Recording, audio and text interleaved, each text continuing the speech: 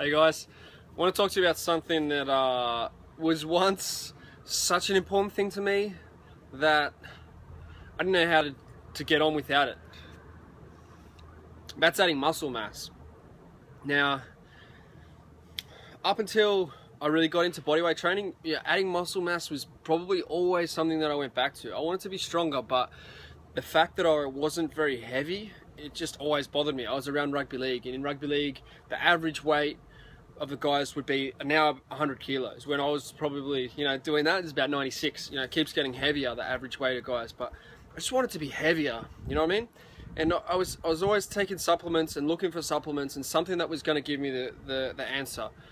Why wouldn't I? All the advertising around that stuff is that's how you get bigger. I'm going to tell you something. I've put on 3 kilos in the last week. I spent some time with Mitch Pike in Marbella, and we ate, and we trained, and we ate, and we slept, and we ate, and mostly we ate. But we did a lot of thinking and a lot of talking about things that we need to get done. But I put on 3 kilos at least while I was down there. I was weighing 79, 78, some days 80. I haven't been below 83 since I've been back. I've been 84. So in some ways there's probably a 5 kilo transition, and people could see it. I came back and Katie was like, "What happened to you?" And we didn't go to Mexico, Tijuana, and jump on the gear, or bloody Thailand, or wherever guys do that. We just ate and we just did some training.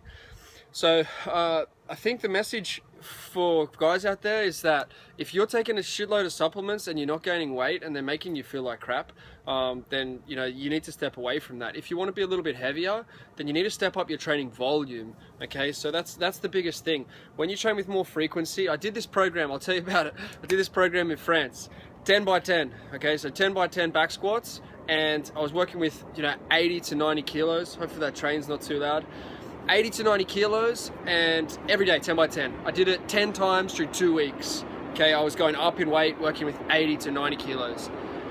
And it floored me, it was really tough. Katie had just moved in with me actually, and she was like, "What the hell are you doing? Why are you doing this?" I was killing myself, and I was really struggling to deal with that training volume.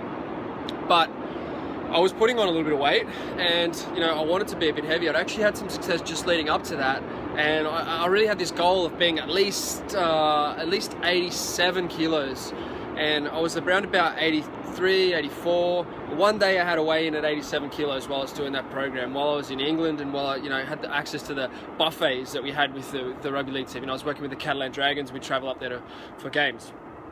But what did I do? I took a heap of supplements, and it started to mess with my guts, and then I felt incredibly worse, and I couldn't eat that well for a little while after that. And I think there's some kind of intoxication that you can get from overconsumption of protein, overconsumption of just powders in general, and I think glutamine as well reacts funny with me when I have it in high doses. So I was following a lot of the Poliquin kind of principles and guidelines for adding mass at that time, and it really messed with me. I lost a lot of the weight that I'd gained because I couldn't eat, and it kind of got me sick.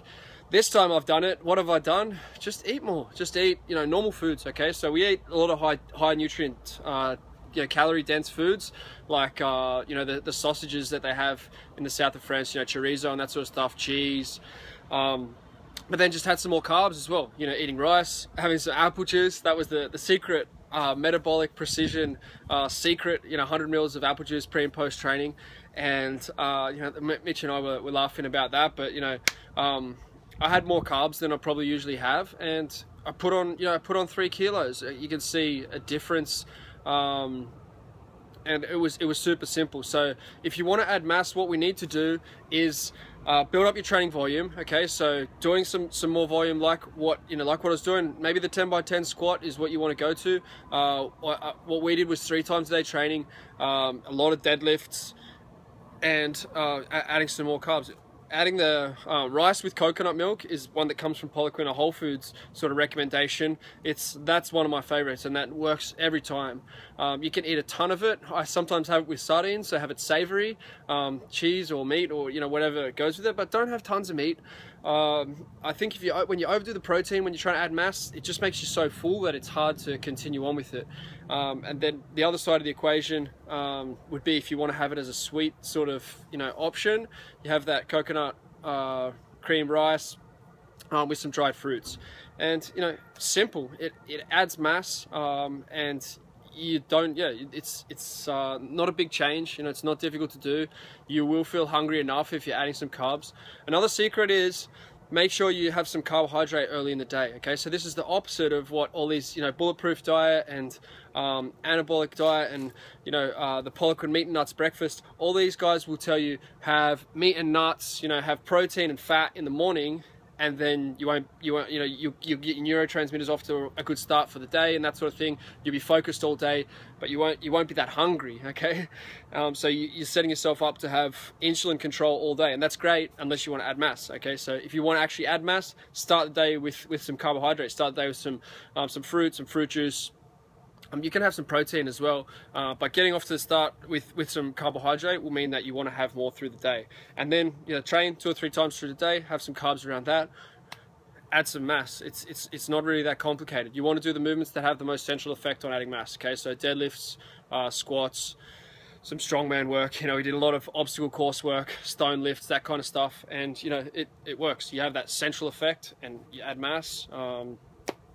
That's all there is to it. Okay, so simplifying this stuff, step away from all the supplements, step up the carbohydrate intake, you know, have some protein, but don't go crazy with it.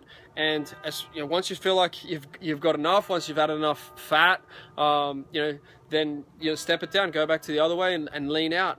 You don't want to try and be doing both at the same time. It can happen, but if you're focusing on trying to lean out and trying to add mass at the same time, it's like trying to ride 2 horses with one ass. Is, you know, I think it's a Russian saying or something. You're not going to do it. So, you know, chase 2 rabbits, you end up hungry. These are the analogies. Just pick one. Either you're adding mass or you're getting lean. Don't try and do both at the same time. You will feel like you're getting more muscular. You may even get leaner depending on how you respond. This is how you can add mass. This is how you can get your body to the size you want. I wish somebody had just told me calmly and plainly and simply to do this when I was a lot younger. I tried drinking a shit ton of cordial as a way to add mass. That wasn't smart. That was, you know, a way to become a diabetic in a very fast, you know, manner, and that's what was happening to me. I tried having heaps of protein powders. I tried having just tons and tons of meat to get protein up, because the protein powders weren't working for me. So I tried just getting it from meat sources. Too much protein didn't work at all. Didn't help me at all. Okay, if you're on anabolics, it may be a different story. I've never used anabolics. I don't plan to use anabolics. You can tell that I don't use anabolics. Just do it with real food, and you know, you need to push those carbohydrates up. So let me know if this was helpful. Let me know if you're trying this, and I'd love to hear your feedback. I'd love to walk you through the journey a little bit more. If you've got more questions, give me some feedback. Let me know what I can do to help you.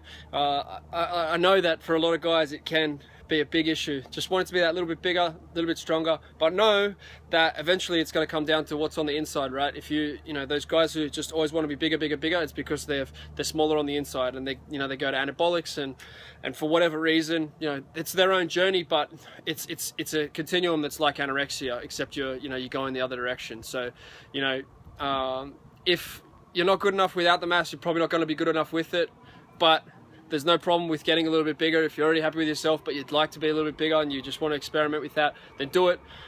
If you've got other reasons why, then deal with those other reasons, because the mass isn't going to help you. We'll get the mass and then deal with it. At some stage, you're going to have to deal with those issues. All right, hope you enjoyed this. Give me some feedback. I'd like to help you on your journey. Talk to you soon.